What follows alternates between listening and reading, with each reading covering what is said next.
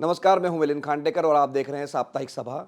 साप्ताहिक सभा में हम 2024 का आखिरी एपिसोड लेकर आए हैं और इस एपिसोड में हमारे साथ जुड़ रहे हैं इंडिया टुडे ग्रुप के कंसल्टिंग एडिटर राजदीप सरदेसाई।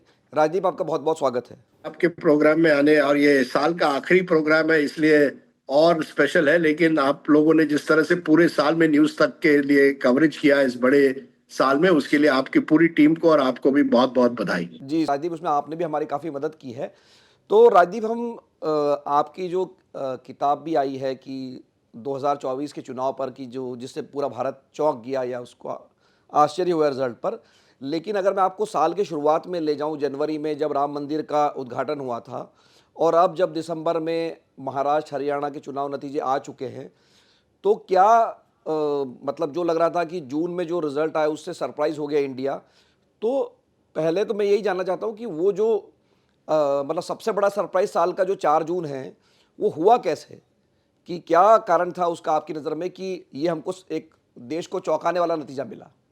देखिए मिलिंद जी, आपने बड़ी सही बात कही कि अगर हम 2024 के जनवरी फरवरी का महीना देखें तो एक माहौल बन गया था कि बीजेपी तो चुनाव हार ही नहीं सकती, जो भी हो बीजेपी चुनाव जीतेगी। और उसका एक बड़ा बड़ा कारण था राम मंदिर। राम मंदिर के प्राण प्रतिष्ठा के बाद खास करके ऐसा लगा कि राम लल्ला के की एक वेव रहेगी देश में। और तब उसी समय बात हुई मिलिंद, आपको ध्यान होगा, अब की बार 400 पार। और उसी समय नीतीश कुमार इंडिया अलायंस छोड़ गए। अरविंद केजरीवाल का फिर अरेस्ट होता है, हेमंत सोरेन का अरेस्ट होता है। यानी जनवरी फरवरी मार्च तक आप कह सकते हैं एक माहौल बनता है देश में कि अब की बार केवल मोदी जी की सरकार और अब की बार 400 पार। जैसे चुनाव आए, मुझे लगता है तब पहली बार एक खतरे की घंटी बीजेपी को लगी, जब पहले राउंड के बाद टर्नआउट जो था वो इतना ज्यादा नहीं रहा। वो उत्साह जो बीजेपी को लगा जनता में था राम मंदिर के बनने के बाद, वो उत्साह नजर नहीं आया पहले राउंड जब आम चुनाव हुए। और तब पहली बार जिस तरह से संविधान खतरे में है नारा शुरू हुआ कांग्रेस की तरफ से, मुझे लगता है उससे कहीं ना कहीं एक नया वातावरण तैयार हुआ कि ये जो चुनाव जो हमें लगा था राम लहर में, राम लल्ला की लहर में भावना को लेकर आगे बढ़ेगा, उसके खिलाफ जो एक तरह से एक काउंटर नैरेटिव बन गया, संविधान खतरे में है। तो एक तरफ था मोदी की गारंटी, दूसरी तरफ संविधान खतरे में है। और विशेष स्तर मुझे लगता है कुछ समुदाय में, दलित समुदाय में एक डर पैदा हुआ कि केवल संविधान नहीं बदला जाएगा लेकिन आरक्षण भी छीना जा सकता है। और बीजेपी का ओवर कॉन्फिडेंस जनवरी फरवरी के बाद और संविधान का जो नारा राहुल गांधी और बाकी नेताओं ने पकड़ लिया, कहीं ना कहीं जो समीकरण थे वो थोड़े बहुत कुछ राज्यों में बदले। विशेषतर उत्तर प्रदेश में, महाराष्ट्र में जिस तरह से एक सहानुभूति भी थी शरद पवार और उद्धव ठाकरे के लिए, मैं आम चुनाव की बात कर रहा हूं। तो राजीव, आप जैसे कह रहे थे कि राम मंदिर की एक लहर थी जनवरी फरवरी में, लेकिन जैसा पहले एक बार हो चुका है जब बाबरी मस्जिद को गिराया गया था और उसके बाद जब हिंदी भाषी प्रदेशों में जब चुनाव हुए थे तो वहाँ बीजेपी को हार मिली थी, बल्कि उत्तर प्रदेश में भी उनकी सरकार चली गई थी। तो लगभग उसका ही एक तरह से हमें 2024 में लगभग 30-32 साल बाद वही तस्वीर देखने मिली कि जो सबसे बड़ी हार हुई बीजेपी की वो उत्तर प्रदेश में हुई। तो उसका क्या कारण मानते हैं आप? देखिए मुझे लगता है किसी एक कारण पर आप चुनाव न हारते हैं न जीतते हैं। चुनाव के कई कारण होते हैं। उत्तर प्रदेश जैसे राज्य में मुझे लगता है बीजेपी का जो ओवर कॉन्फिडेंस था, जिस तरह से बीजेपी ने टिकटों का बंटवारा किया उत्तर प्रदेश में, जिसमें कई ऐसे लोगों को लाया जो बीजेपी के लिए बाहर से थे। आप जानिए, मैं बार बार ये बात दोहराता हूं, इस चुनाव में, आम चुनाव में बीजेपी के 100 से ज्यादा कैंडिडेट ऐसे थे जो कांग्रेस से आए थे। उत्तर प्रदेश में कई ऐसे कैंडिडेट थे जिसको केंद्र सरकार ने नियुक्त किया, वहां की राज्य सरकार ने नहीं। योगी आदित्यनाथ के कैंडिडेट्स को किनारे किया गया। आरएसएस में इस बात से एक तरह से मैं कहूंगा एक नाराजगी थी कि हम पर भी कैंडिडेट्स थोपे जा रहे हैं, हमको टेक फॉर ग्रांटेड किया जा रहा है कि आपको कोई भी कैंडिडेट हो, आपको उनके लिए कैंपेन करना पड़ेगा। उदाहरण था फिर अरुण गोविल हो मेरठ में, या साकेत मिश्रा हो श्रावस्ती से, या कृपा शंकर सिंह हो जौनपुर से। ये कहीं ना कहीं जब कैंडिडेट्स पूरी तरह से पार्टी के कार्यकर्ताओं से जुड़े नहीं हैं, ऐसे जब कैंडिडेट्स आप उनको चुनते हैं तो ये एक प्रॉब्लम था।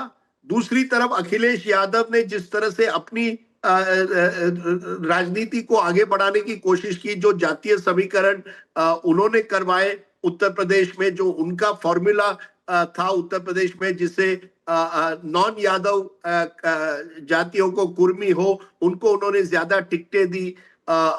फिर वो मुझे लगता है ये जो अखिलेश यादव का जो जातीय समीकरण था वो एक तरफ, और दूसरी तरफ जो बीजेपी के अंदरूनी जो लड़ाइयां थी, क्योंकि जब पार्टी बड़ी बन जाती है तो लड़ाइयां भी बढ़ती है, और जो एक ओवर कॉन्फिडेंस हो गया था बीजेपी में, इन सब कारणों की वजह से कहीं ना कहीं जो एक लगा था एक समय कि पूरी तरह से बीजेपी हावी रहेगी उत्तर प्रदेश में, गैप धीरे धीरे कम होता जा रहा था। मैंने संविधान खतरे में जो नारा था उसके बारे में उल्लेख किया।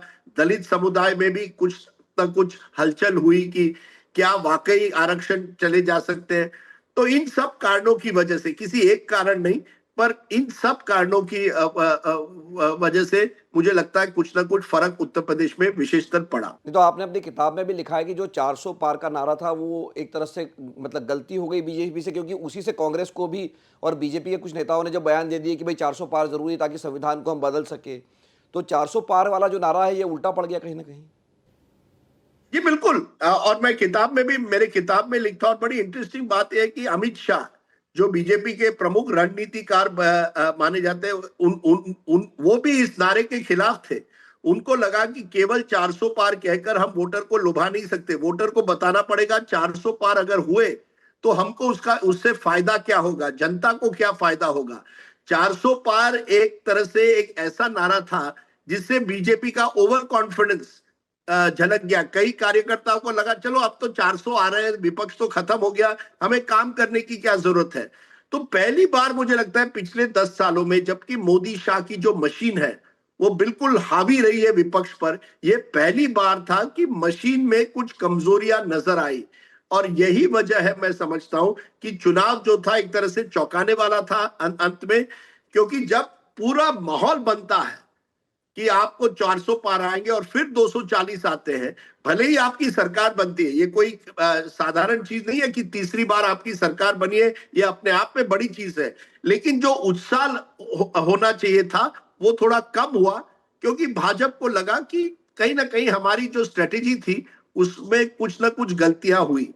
नहीं तो राजदीप, जैसे अब भाजपा के बारे में हमने बात कर ली, लेकिन जब हमने कांग्रेस के बारे में बात की थी, आपसे भी बात की थी, और जो सर्वे भी दिखा रहे थे साल की शुरुआत में कि कांग्रेस मुश्किल से जो 52 या 54 का आंकड़ा है तो वो शायद 60-70 तक चली जाएगी, लेकिन बहुत 100 के करीब चली जाएगी, 99 पे चली जाएगी, ऐसा लग नहीं रहा था। तो ये कैसे हुआ आपके हिसाब से? एक तो बीजेपी का आपने कहा कि जो उनकी गलतियां हुई, लेकिन कांग्रेस ने उसको कैसे भुनाया कि वो यहां तक 99 तक पहुंच गई?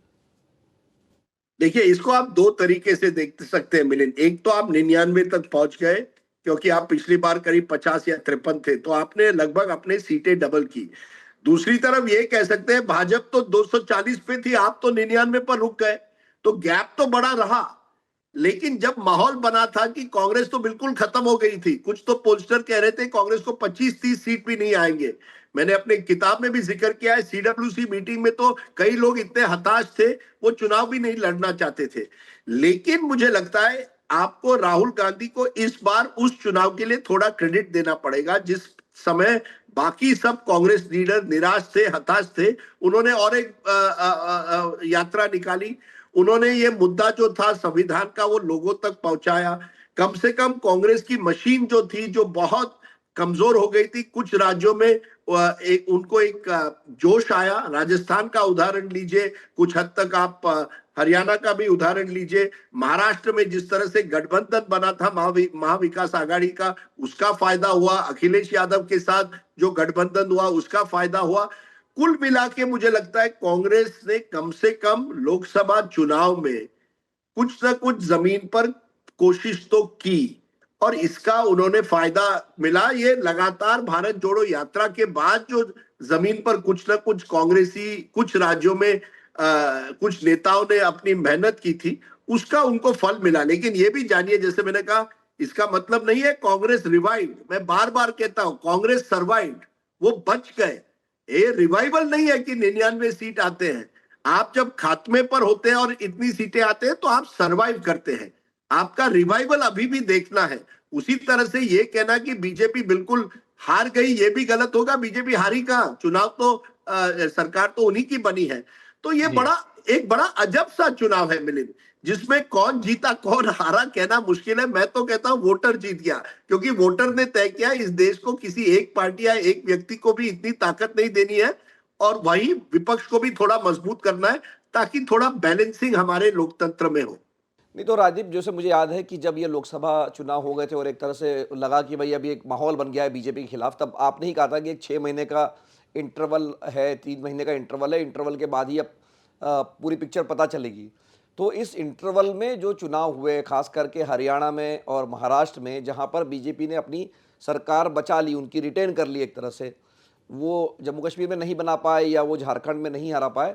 लेकिन ये जो मैंने जो शुरुआत में कहा कि भाई जो साल के शुरू में लग रहा था कि कांग्रेस जहां थी वापस दिसंबर में आते आते वहीं पहुंच गई, तो इसके पीछे आप क्या मानते हैं कि क्या कारण रहा इस सब का?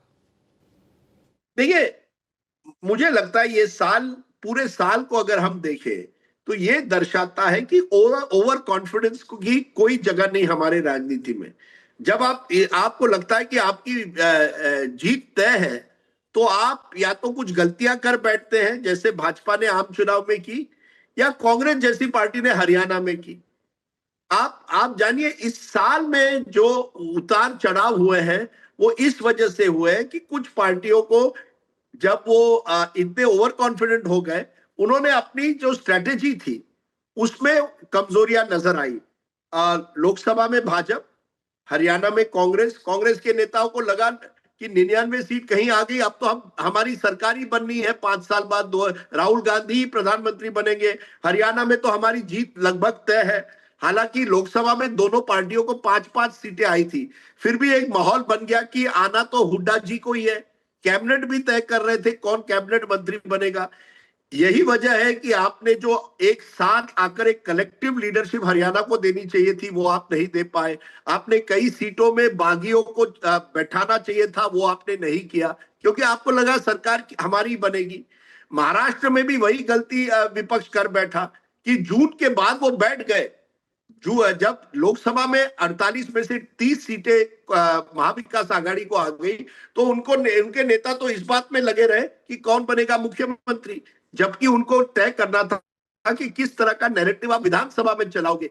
देखिए, ये बात तय है 2024 के बाद। एक विधानसभा और लोकसभा चुनाव में बहुत अंतर होता है, मुद्दे अलग होते हैं, स्ट्रेटेजी अलग होनी पड़ती है, वोटरों का मिजाज अलग होता है। और यही वजह है, मुझे लगता है कि 2024 एक ऐसा साल जाएगा जिसने एक तरह से भारत की राजनीति को चौंका दिया है, लेकिन यह दर्शाया है कि ये एक विविधता का देश है। और विविधता का देश में मिलिंद, आप एक फॉर्मूला लेकर जनता तक नहीं जा सकते। जी। तो राजीव, 2024 पर अब आखिरी सवाल ये है कि न्यूज़ तक ने एक पोल किया हुआ है यूट्यूब पे कि इसका चर्चित चेहरा, हमारा एक डेली शो है, कि सबसे बड़ा चर्चित चेहरा पॉलिटिक्स का कौन है। तो 4 ऑप्शन ही दिए, क्योंकि 4 से ज़्यादा नहीं दे सकते थे। तो एक ऑप्शन है चंद्रबाबू नायडू, क्योंकि वो एक एनडीए की सरकार एक तरह से उनके भरोसे चल रही है। एक हेमंत सोरेन है, जिन्होंने कि उम्मीद के विपरीत उन्होंने वापसी कर ली। और फिर है नरेंद्र मोदी और राहुल गांधी। ये सब नाम सारे जो अल्फ़ाबेटिकल ऑर्डर में दिए गए हैं। तो अगर 4 में से आपको एक चुनना हो कि इस साल का जो चर्चित चेहरा या जो न्यूज़ मेकर है, तो आप किसको चुनेंगे इसके लिए? ये बहुत ही कठिन आपने सवाल पूछा। चर्चित, आपने देवेंद्र फडणवीस का भी नाम नहीं लिया नहीं, वो है। उनका भी नाम पर विचार किया गया। मैंने कहा ना कि वो हमारे पास 4 ही ऑप्शन थे, तो नीतीश कुमार भी हो सकते थे। जैसे एक ऑप्शन मैं आपको बता रहा हूँ, नीतीश कुमार भी एक ऑप्शन थे। देखिए, news maker of the year अगर मैं वाकई कहूं, वो है जनता। आपने एक 5वां ऑप्शन देना चाहिए था, या चौथा वो रखना चाहिए था, जनता। जनता जनार्दन। क्योंकि अगर यही पोल आप जून में करते तो शायद राहुल गांधी का नाम आप आगे करते चंद्रबाबू नायडू के साथ। दिसंबर होते होते आपने नरेंद्र मोदी और हेमंत सोरेन का नाम एक तरह से जोड़ दिया है।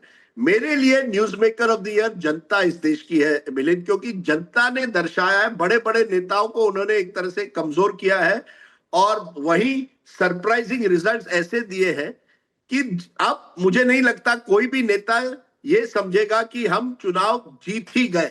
एक शॉक ट्रीटमेंट एक तरह से आप कह सकते हैं जनता ने दी है।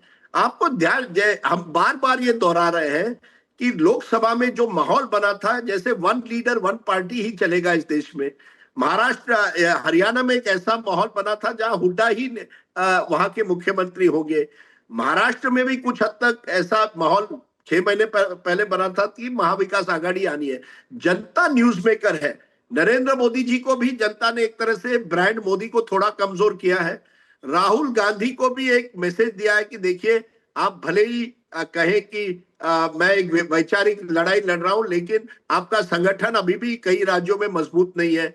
चंद्रबाबू नायडू, हाँ, उनको आपने एक तरह से एक नया जीवन दिया आंध्रा के वोटर ने, लेकिन उनके सामने भी अभी भी बहुत चुनौतियां आंध्रा में ही है।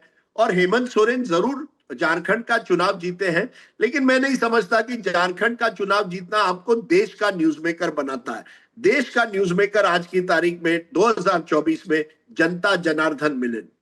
तो राजदीप, 2024 पर इस बातचीत के लिए बहुत बहुत धन्यवाद। राजदीप ने हमें ये उनका आकलन ये है 2024 के बारे में कि जो अति आत्मविश्वास में जो भी रहा उसकी हार हुई। जैसे कि हार तो नहीं कहना चाहिए, बीजेपी को बहुमत नहीं मिला अति आत्मविश्वास के बावजूद, लेकिन तीसरी बार उनकी सरकार बनी। लेकिन अति आत्मविश्वास के कारण ही कांग्रेस और उनके सहयोगियों को हरियाणा और महाराष्ट्र में मुंह की खानी पड़ी। और जो चर्चित चेहरा है या news maker of the year है राजदीप के हिसाब से, वो कोई नेता नहीं है, देश की जनता है। इसी वजह से मेरे 2014 के किताब में मोदी जी और राहुल गांधी उसके कवर पे थे। 19 में मोदी जी और अमित शाह थे। इस बार एक महिला है, अगर आप देखें जी जी तो जी इस बार जी। मैंने एक महिला को रखा। और महिला वोटर, वोटर ही नहीं, महिला वोटर मुझे लगता है विशेषतर वो आज इस साल की न्यूज मेकर है। तो बहुत बहुत धन्यवाद राजदीप। 2024 के इस साप्ताहिक सभा के आखिरी एपिसोड में आपसे जुड़ने के लिए आपका फिर से बहुत बहुत धन्यवाद।